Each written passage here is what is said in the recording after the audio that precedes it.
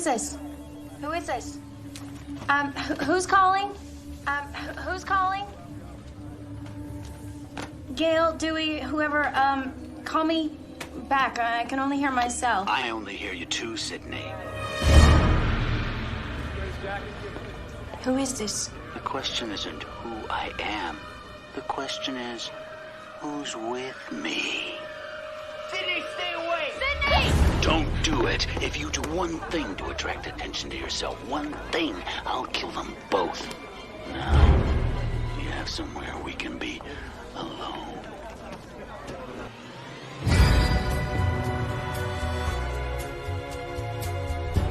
Yeah, so I'm really looking forward. I guess the reviews are pretty good though so far for the new Scream. I'm kind of keeping myself away from trailers and reviews in general. But you get those kind of you see the stars, you see the people on Facebook might say something real quick. Have you read anything up on the new Scream yet? Just a couple of the reviews that they have a couple of big twists in it. So yeah, I'm looking forward to finding out what they are. Yeah. Perhaps maybe even a returning character or two. But see, to be honest, I'm the sort of person that reads spoilers. I love spoilers, but then after it, I kick myself. Yeah, I kick myself after it. So I'm trying to stop doing that. It's me being impatient, basically. Well, just don't watch a trailer because the trailer gives everything away. They did that. They did the same thing with fucking Halloween Kills. Yeah. Although that's a running thread these days. I think Terminator Genesis was one of the worst offenders, where it gave away the big twist in the trailer. Yeah, I think that was on the poster actually. Yeah, about John Connor. Yeah. Hey everybody, thanks for joining us here. Our listeners are eavesdropping there. I appreciate you joining the conversation. Welcome to Citizen Frame. I'm Ciaran, the host. I'm joined here with Trevor, and we are going to be continuing our retrospective of the Scream franchise. If you're just jumping into the conversation there, we were kind of talking about how I'm trying to avoid trailers and reviews and stuff of the film because I want, I'm like a little kid in the candy store. I don't want to know too much yet, and to save it for the big Saturday showdown when myself and Trevor go attend the film. So I'm looking forward to it. Yeah, this has been a fun retrospective. But let's just jump right into this one. It was going to happen, the trilogy. Scream 3. This will be the concluding chapter of the Scream franchise. Well, until 4 and 5. 12 years.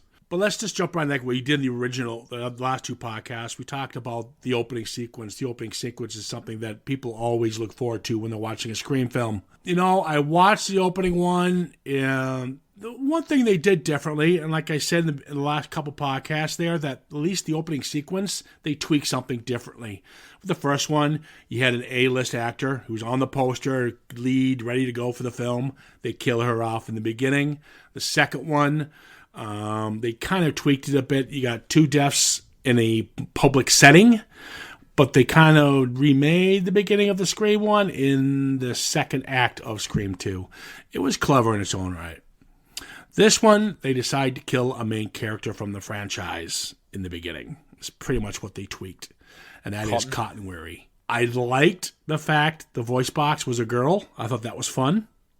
Yeah, that the voice box could imitate all of the voices. Yeah, I liked the fact that she is hitting on Cotton, and he's going with it. However, considering it's Cotton Weary, he's kind of, well, there was a smaller part in the first one, obviously, and then the second one he picked up a little bit. I thought it was it was entertaining, but it just didn't have the spark or the bite as the first two did. I think that could be said about the film overall. What did you think about the opening? I thought it was quite well executed, pun intended, and I can sort of understand that, Cotton Weary's story was sort of wrapped up at the end of the second one, so I can understand why they were sort of, wanting to kill him off. For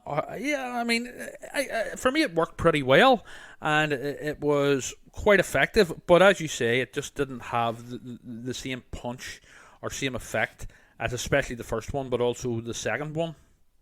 But kudos to them for trying to do something different. Different writer now. Yes. Kevin Williamson was too busy doing other stuff, so they got Erin Kruger, who did a great film called Arlington Road. You guys want to watch a great little... Tim Robbins and Jeff Bridges, great little film. He's a solid screenwriter, so you're going to have different takes, I suppose you can say. I do like the fact when Cotton Weary gets it, when he gets stabbed in the chest, and all he wants to find out, all the killer's trying to find out at this point, is where Sidney is. Obviously, He doesn't give up anything. And then you see it cuts away beautifully. He stabs him in the head, but you don't see it. It cuts away so quickly that they introduce, obviously, the Scream 3 title. It's fast-paced opening.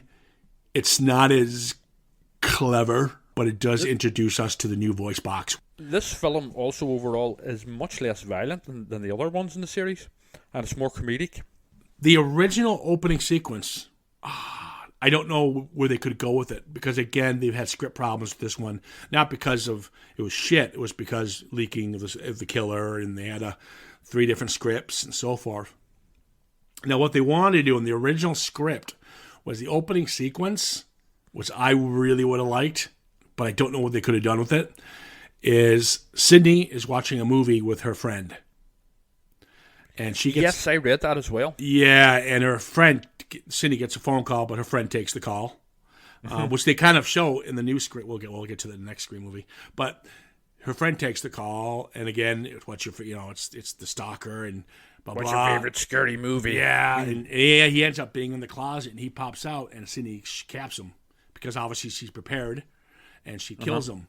But it turns out it was one of her friends just playing a prank. Yeah, it was a fan or something playing a prank. Apparently, it was originally written or something along those lines. I thought that would have been kind of neat to start with. And dark as hell. You know what? Why not?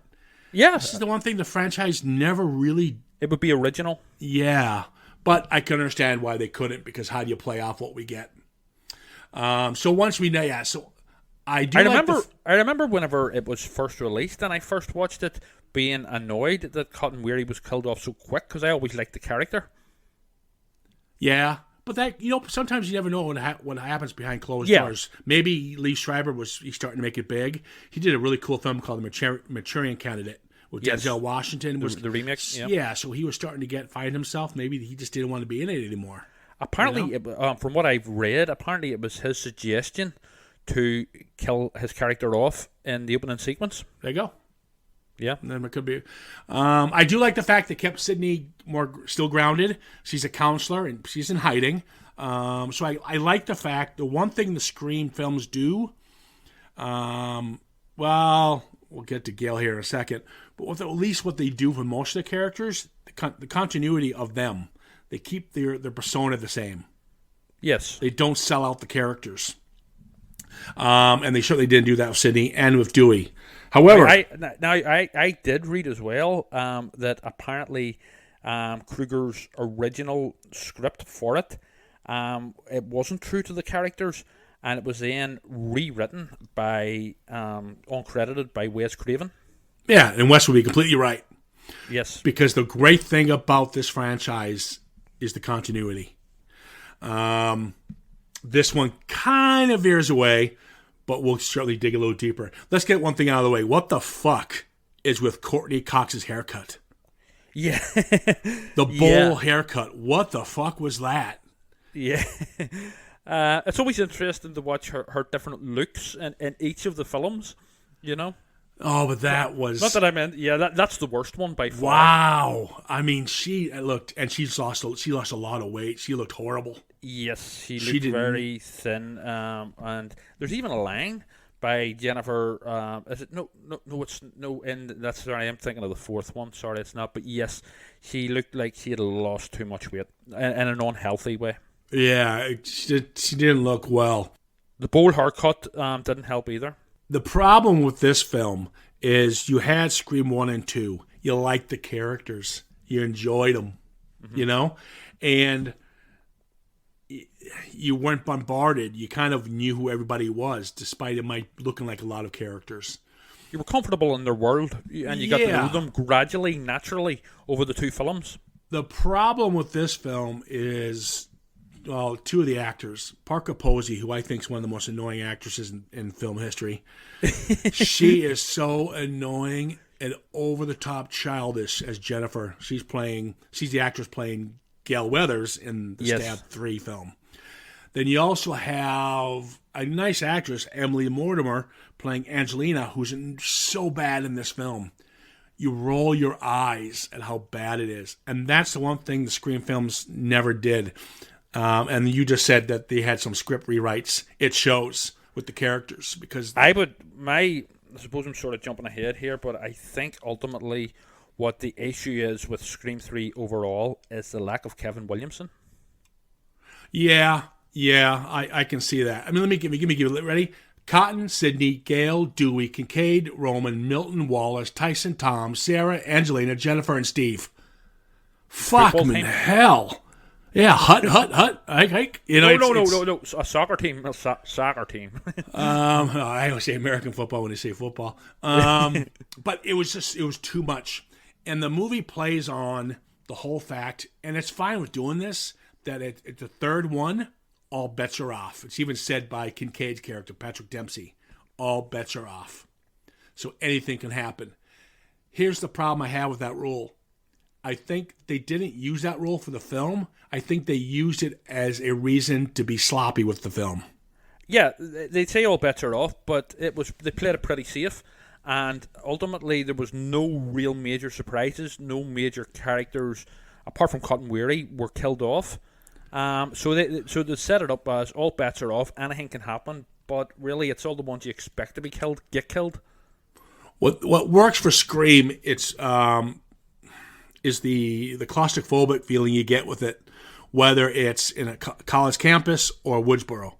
Here you got L.A., so you have all these different locations, and the problem with this is that I think it thinks it's being smart when it's not. Yes, 100%. It's basically someone trying to be Kevin Williamson, who's not Kevin Williamson. Yeah. You know, it was like a poor imitation of Kevin Williamson, and it was trying too hard to be meta with all these, you had like Carrie Fisher playing someone who always gets mistaken for Carrie Fisher. I like that scene. Jay and Silent Bob pop up, That was stupid.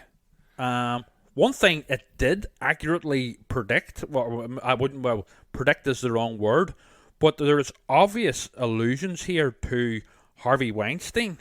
The script. Yeah, this is before it all came out. Mm-hmm. I had that in my the Me Too movement.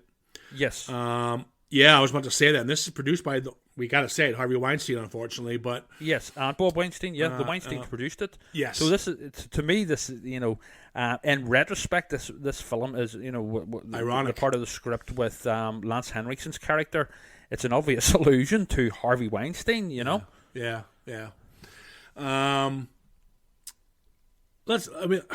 talk about. Let's get this scene out of the way right now. Unfucking canny. The house explosion scene was the worst scene in this film. I don't like that scene either. What were they thinking? And the guy runs back and he's reading the script as he's being faxed. Yeah. How would you even time that? I mean, it was so bad. The killings in Scream are fun and original. This was just, what the fuck were they thinking? I found the killings in Scream 3 to be just generic. In fact, the whole sort of film just felt very generic, and it's by far the weakest of the series. By a long shot. It is, but it does have things working for it. And let's talk about it. I like Sarah's death. There was Jessica McCarthy. What's her name? Jenny McCarthy. Yes, I like that because she's the dumb blonde, right? But she's reading the script. She thinks she's talking to Roman. Spoiler alert: Roman is the killer. But she's a lot smarter than what we would see, or if we just looked at her. She's playing the dumb blonde. Yeah. Yeah, but she's complaining. Why would she do this? Why would I answer the phone naked? Stuff like that. Yeah, I'm sick of being a 35-year-old playing an 18-year-old type. Yeah, thing. and that's ripping on the slasher. We talk about that all the time about the age of some of these actors. And Grease as well. I mean, some of the the original film of Grease in 1978. I mean, some of the actors in that are touching 50 and they're playing 17-year-olds. Yeah, we talked about in Slumber Party Massacre. They're like 90. Yes. Yeah. But I like that, and so it gave me a little glimpse of what I saw from the. But there's not much to really, hang on to here with. I do like her death in the prop room when all the knives are rubber. Yes. And she's surrounded by extra costumes of this mask. It was fun. And that was a good Scream, what you'd get out of a Scream film. But that's it. You had this whole relationship with Steve, the bodyguard, and Dewey, which was just stupid. The bodyguard was pretty pointless. Well. Yeah. And I think that's Patrick Wanenberg. He's a very funny actor, but wasted in this role. The actor, I forget his name, but the actor who plays Roman is actually pretty good in it. He's one of the highlights for me. Scott especially Foley. in the finale. Yes, Scott Foley. Scott Foley was pretty good in it. I really did like the scene, and it's all around probably the best part is where Sidney gets pretty much trapped or in her own house, and it's a rebuild of the set. And she goes in each room and she's panicking and she's being chased. And there's a great shot where she actually walks into the crime scene of her mom's crime scene. Covered in blood. Covered in blood. No, it was a great little... That's, to me, Scream. So that's... You know what I didn't like? I really didn't like, and it jars for me a lot, is because Scream is horror, but it's not supernatural horror. It's killer, it's slice and dice horror. Yeah. But what annoyed me was the sort of almost semi-supernatural elements it brought in with the dream sequences with Sidney's mother. I thought that was all right. She's just reminiscing and she's still having nightmares. I thought that was pretty cool. I thought I was all right with that. I think it probably looked a lot better on the page, on the script, than it was sort of realized. I don't mind them going that route, but because nothing comes of it. They don't make it look like the mother's gonna come back and save her. You know what I mean? That would have been bad. But no, it's just her dealing with her mother's death. As she's still dealing with these nightmares, and then you add the obviously Ghostface. I think that was just Wes Craven's way of showing the audience that she's still dealing with this shit. Here's what this movie should have went. So we've got the movie set, which kind of worked, which is a rebuild of Roodsboro. You had Parker Posey's house, which blows up, which is Jennifer's house, which was a horrible scene. Yeah, it just felt out of place, and it didn't really make much sense either, especially when the guy could read all of the lines on these faxes that were coming through, apart from the very last one, coincidentally. The guy, the person who smelled the gas or whatever. And he has to use the lighter to read it. Come on, I know, really convoluted. And then I actually think Posey Parker is actually quite good. I mean, she is annoying, and the character is annoying. No, she's not. No. Emily Mortimer, however, just wasn't given enough to do in it. Yeah, no. Here's what Emily Mortimer's character was. Emily was playing the innocent girl through the whole film, so she was kind of playing an innocent schoolgirl. But once she found out she was about to die, she even gets mad when she goes, "I didn't fuck the producer to get killed." Yes. And she ends up becoming a little more aggressive and a little more who she really is. So I got why Ellie Mortimer's character was trying to be more mousy. But I'm sorry, Parker Posey is the most fucking annoying character. They should. Oh, she is. No, I'm not denying. They should have got a straight actress to play that role. I'm not denying she's not annoying. But she was sort of meant to be annoying, if that makes sense. It didn't work. That was a bad mistake, and probably not fault of the actress. You're probably spot on. That's probably all on Wes Craven. I did like the Carrie Fisher scene when they go in and they're like, "You look just like." Yeah, I get that all the time, but I wasn't willing to fuck George Lucas. Yeah, that was a great line. And then Gail gives her $50, and Parker Posey turns to her, $50? What are you, a reporter for the Woodsboro High? It was funny. And then she gives her the ring that's worth $2,000 or something. Yeah. Let's get this train wreck of a scene done right now. The Randy cameo. I love Randy. He's one of my all-time favourite film characters, as I've said, and it was great to see him back. However, it was once again convoluted. It was so bad. I mean, what were they thinking? What they should have done was have her. I know what they were thinking. The reason for it was apparently Wes Craven and the people involved in Scream 2 received serious hate mail and abuse for Scream 2 killing Randy off. So that was why they brought Randy back for that silly scene. Well, the rumor was he survived Scream 2. They were going to bring him back. I'd have preferred that. But they decided not to do it because Dewey already got stabbed so many times. So you can't have all these characters getting all these stab wounds and coming back. Yeah. It would take away the whole effect the of power. Yeah. Yeah. The dramatic power. I mean, yeah. Exactly. I remember at the time, whenever this came out, really hoping upon hope that Randy would return and be the killer. Yeah, that would have been bad. That would have been funny. You know, they could have really, had done a lot with that. I felt.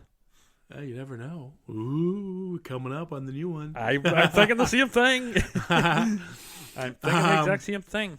Here's another fucking thing. I wish I was a screenwriter, because what I would have done, what really works in the film is the last setting, and that's Milton's house, the producer played by Lance Henriksen. It's basically a haunted house. It's pretty much a haunted house with, smokes and mirrors, double or two-way mirrors, hidden passageways. Yeah. They should have had this movie, about 90% of it, with a handful of, they're reading like a script or something, or they spend the weekend together and figure this out. The props. They could have, this whole film should have been set there. And it would have been a fucking great 10 Little Indians. Mm-hmm. Imagine that. Scream remaking 10 Little Indians. Because Scream is a whodunit, and Agatha Christie whodunit anyway. Wouldn't that have been perfect? Yeah, I mean, I liked I really liked the setting of the sort of haunted house, and I felt I could have done so much more with it. Yeah. Not too sure about the entire film, or most of the film, but definitely they could have done a lot more with it. No, they really could have tweaked it. I really think that would have been the movie. You keep in the first act they're on the movie set, they're filming, people are dying. You keep in the Sydney being chased from the film set. So Kincaid and his partner decide, hey, why don't we get everyone together and figure this out? And it'd be a whodunit inside Milton's house. I thought that would have been a great idea. Yeah. Well, it could have been. It actually would have been something similar to the first film, in that the entire third act is basically in Stu's party. Yeah. But I'd also like to say, you just mentioned Kincaid, the detective. I fucking love his partner. Oh, he was the best. He has the best line in the film. Yeah. Where Milton, the producer, goes, "Hey, why do you think Cotton Weary's death's related to our film? It's Cotton Weary. He's in your film. It's called Stabbed. He was stabbed." He was so sarcastic, and even whenever after Sydney's attacked in the set of her old house, he even makes sarky comments like, "Oh, that was I was back in Woodsboro." He goes, "This isn't Woodsboro," so deadpan, that sort of thing. Very, very dry wit. Yeah, he was nice. But he disappears. Yeah, for the third act. Yeah, because that's what the house is. I also quite liked the actor who was playing the Randy stand-in. The black guy, what do you call it? What was his name? Oh, was it Tyson? Tiger or something? Tyson, wasn't it? Tyson. Yes, he. There was a lot of potential with him, but again, he wasn't used enough. Yeah, his death was wasted too, I thought. This was one of the better deaths too. Yeah. Well, let's talk about the twist. As we know, with the Scream films, we got the twist, and I'm going to say this now. It's disappointed the execution of this film wasn't better, because I'm very pleased with the twist. I liked how they went full circle to close the film down. I liked the fact it's the young director, Ronan, who is Sidney's half-brother, because it's a very ugly story about this young woman, Sidney's mother, who we know her as Maureen Prescott, but when she was younger, very young, 17 or so, Rita Reynolds was her name. And she was raped and pretty much... It's very similar, actually, to the story of Freddy Krueger's mother in the Nightmare on Elm Street films. So there's that, whole Wes Craven thing going on. Oh, all right. Well, yeah. Well, and you also have, in real life, Harvey Weinstein. Yes. But and she was traumatized by this. But it caused her to have a child, Ronan, who she would not even look at or raise, because she had nothing to do with him, because of, sadly, how he was conceived. And so I really liked his motive. It does make sense and it does work. However, it for me it is a bit of a retcon of the original, where it was just basically Billy and Stu, but then it's sort of rewritten to make it that he was behind No, he was Billy but he was the puppet master through the whole thing. Yeah. And I kind of like that. He's kind of the ringleader. And when he does get it, I do like the scene where you think Sidney's dead, which he caught a shot coming with the bulletproof vest and all. But I like the fact that they hold hands before he dies. Yeah, that's a really touching and beautiful scene. It's a really nice scene, and it's a moment where she knows this is not necessarily his fault. Yes, it's basically she's saying, he's going to die, and he's my brother. No matter what happens, I'll just be with him there in his last moment. That is a really fucking nice scene for what is basically, a slasher film. Yeah, and then he pops up and they shoot him in the head. yeah, that's it. He's never, the killer's never really dead. But with a lot of trilogy, and you don't get a lot of trilogies. Scream is no longer a trilogy, as we'll get to. But I like the fact at the end, Dewey proposes to Gail at Sidney's place, and then you see Sidney open her gate. That's a really nice scene at the end, because it gives Sidney the closure where her door opens and she instead of panicking, she decides I'm moving on. That it signifies that she's moving on with her life, that she doesn't go and put all the locks and all on it and the alarms and stuff. Yeah, in a perfect world, I'd have been happy with just Scream 1 or 2, but they did wrap things up very well with the third one at the very end. And I think it saves the film. Yes. Despite its flaws, I was still entertained. I was still enjoying myself. Besides, it has good Posey. It does, it puts a smile on my face to see, Lance Henriksen, Roger Corman in the background. I like seeing Roger Corman. Yes, he gets a cameo. Little cameo. I like the little things, like did you see her necklace that she wore through the whole film? Yes, that was the one that Jerry O'Connell gave her in the second one. Yeah, that's the Greek letters. Yes. And the school, the setting I like, Milton's setting, his home. That's where they filmed H2O. That's the school that Jamie Lee Curtis fought Michael Myers in. Right. Thought that was kind of fun. It has too much nostalgia for me to hate it. It's all trilogies have a bad one. This is it. Yes, I agree. We're going to go in ending this as a trilogy until we get to the next one. But as trilogies go, I was happy with how they closed it. The execution, it could have been done better. But the closing bit saves it. I'll give it a pass. It wraps up the three main characters' arcs well and in a nice way. Overall, as a film, it suffers badly from a lack of Kevin Williamson, and it reeks of that.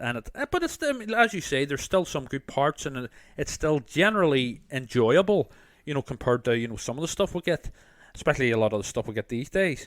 Yeah. I think ultimately what saves it are the three main leads. And then you have sort of cult acting royalty like Lance Henriksen and stuff. So that's always you'll always sort of get a thumbs up from me for things like that. So it's funny. Yeah, it's average, but it has some really good moments. Yeah, exactly. It's one of those things you can't hate it because it's Scream. It's such a fun franchise, and the character, and the three main characters. You like Gail and Dewey and Sidney especially. We talked about the character arc. The one thing they kind of got wrong, I was hoping they'd play on that still, was when at the end, remember of Scream 2, when Gail has a chance to be in front of the camera again, but she decides to walk away because she finds out Dewey's alive and she runs up to see Dewey. That's right. They kind of took away that arc going into the third one. Although they do sort of return. Well, we'll talk about 4 later. Yeah, but still stuff like that. But you know what? At the end of the day, it's a Scream film. It's not the best. It's definitely the worst of them. Until we talk the next ones here. But there you have it. All around, it's That's acceptable. Scream 3. Yeah, exactly. Yeah.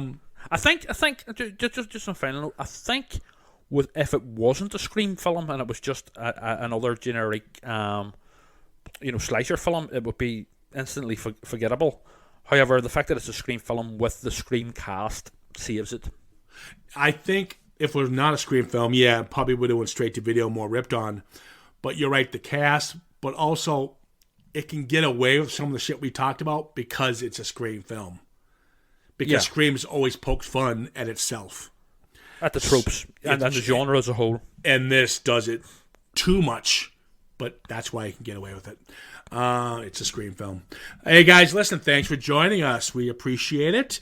We are going to continue our Scream retrospective. That's right, with Scream 4. You can follow us on CitizenFrame_podcast and of course on Facebook.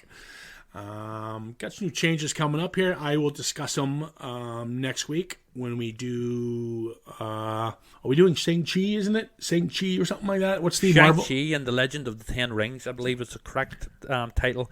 It's the Marvel film that's been released in recent months. Yes, we want to do more Marvel, and you guys asked for more Marvel. And this film, I know Marvel comics. I've never heard of this comic, and this movie did really well. So I'm looking forward to visiting it because I have no expectations at all.